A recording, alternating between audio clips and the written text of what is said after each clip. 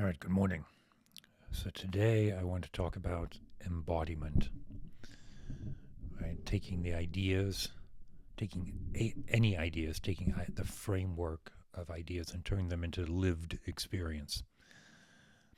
So this week I've been talking about kind of seeing through the veil of mortality. So we talked about yesterday, seeing through the veil of the self.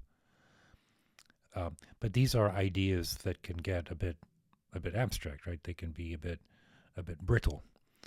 And so, what is it to have a framework, have a construct of practice that is embodied? What is the embodiment of the practice? What is the embodiment of the framework? And it does turn in on itself a little bit, because one of the key aspects or imperatives of practice is the meditation, moments of meditation. And there's a posture associated with those practices, whether it's the formal seated position, whether it's opening up or bowing down, whether it's a gesture of contemplation or of supplication, imagination, gratitude. All of these come with a naturally felt behavior within the body.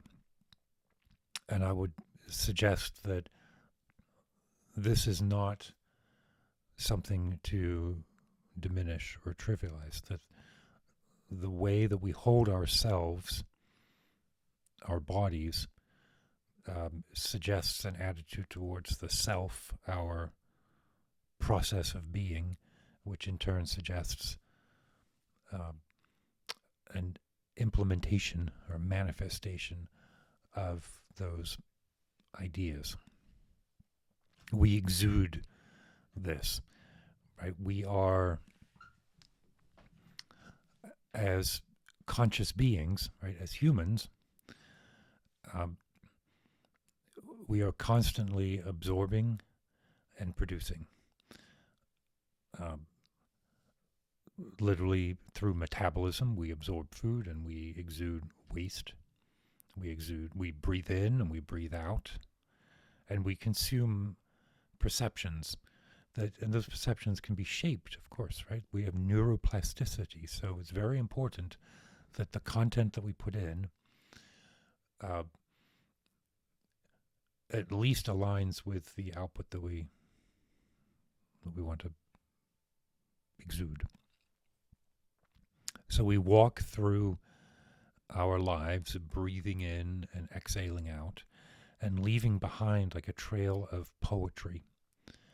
And I mean poetry in a very broad sense here, perhaps even the word aesthetics, perhaps even aesthetics is a better use. We exude aesthetics. And I want to take this word aesthetics a little bit out of normal use. I want to hijack it a little bit, and I want to use the word aesthetics within the context of practice, and use it to refer to our immediate sort of noisy. I want to use it to refer to the artifacts of awareness, right, which could be the noisy, unthinking side, right, or it could be the deliberately cultivated, deliberately creative acts, or it could be the conduit of our natural awareness or natural mobility through the cosmos. And I've tried to say this in other videos, but that conduit is not obscure. It's not occult. It's not occluded. It's not something that is held only for a few privileged mystics. It's available to all of us. And so when I use the word aesthetics, I'm referring to the not a commentary on creativity or on experience, the two words that I tend to use interchangeably. So aesthetics is not necessarily a commentary, but aesthetics is an immersion. It's a feeling. It's a content. It's a context. It's a aesthetics are the extrusion or the exuding. They are not the same word, right? Extrusion is pulled from you and exude comes out, but maybe they're both relevant in this condition. As we move through space and time with fantasies, narratives that we're holding, those are exuded behind us like sort of a glittering chemtrail. Not chemtrail, that makes me sound like a conspiracy theorist. The contrail, right? As a plane goes through the atmosphere, water condenses on the wings and you see the trail behind it.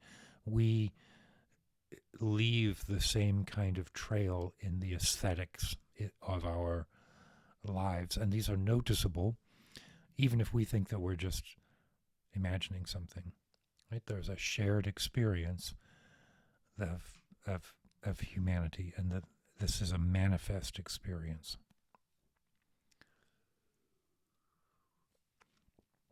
Am I getting to the point here? The point is that, don't ask me to come to a point. You should know by now that I'm not a point kind of person. There's a lived experience. That lived experience is malleable in every level.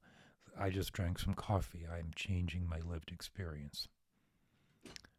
Right? Before that, I was writing in my journal. And the act of writing down words on a paper shapes the way that I'm thinking about things. In some ways, writing on a journal page, writing on a page, is the prototypical act of manifestation. Because before that, your thoughts and experiences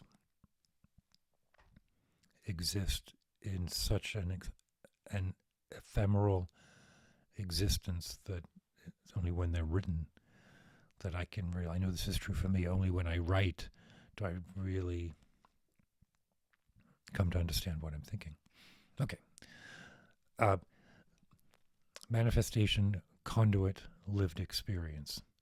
Everything that I talk about here, whether it was Terence McKenna or the principles of practice or confronting mortality, confronting the vectors of scale, always want this to come down to a level of lived experience, meaning embodiment, meaning we should feel a certain way. We should feel a graceful access to the lived experience. And I would argue, or I would suggest, that that is a good measure, a good heuristic to apply to any teaching.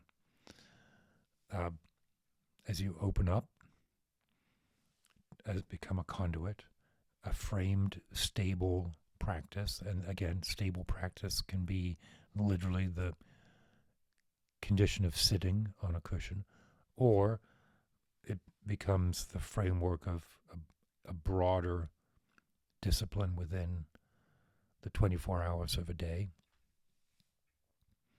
So you have the framework of the practice, the conduit, and then exuding meaning. If you don't get an actual physical sensation, then I would question whether the teaching is either correct or the right one for you right now, or maybe check your understanding. the really should be all of that framework, all of that ideation resides within the lived experience. It has to. That's why we're manifest. That's why we are mortal. That's why we exist. And ultimately, then, that is why, like I was saying yesterday, why that moment ends, the moment of our passage, the rotation of our experience through time. All of that comes together into this lived experience. We can use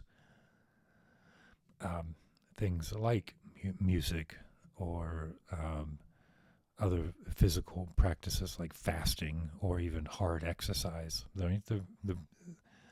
Again, none of this is occult. You've all experienced this. I guess what I'm asking is to just include those known experiences within the context of your spiritual discipline, and don't isolate the sensations of the body from the experience of or from the understanding of awareness. There's a virtuous cycle between the two, and for sure, at the end, there's a rainbow body or an ascension or some final moment where the distinction maybe becomes more relevant. But for today, think of each act of your body as a manifestation of aesthetics, and think of aesthetics as this halo of creative activity that every single person, every one of us is exuding this information, these experiences, and they can be shared, and they are a conduit. Take that, think about that, and we can talk more about that, because I think there's a lot of implications about that conduit. That's where the necessity of ethics comes in, right? Because I think that conduit is, I go back and forth on this. Is the conduit neutral, and we study and struggle to apply ethics so that we are free from regret, free from remorse, free from entanglements? Or is there actual implied ethics in the cosmic awareness? And ethics in that sense would be incredibly foundational, like compassion, kindness, hope. Don't lie, don't steal, don't kill. Just really primary, fundamental imperatives. I kind of get the feeling that this precipitant consciousness in the universe contains those fundamentals, but I'm getting a bit beyond myself when I make statements like that. All right, good. I imagine there's a lot of questions about this one. I know I have a lot of questions, so drop me a comment, and then tomorrow, Thursday, is the weekly Q&A, and I'd love to have some feedback and see if we can clarify some of this experience.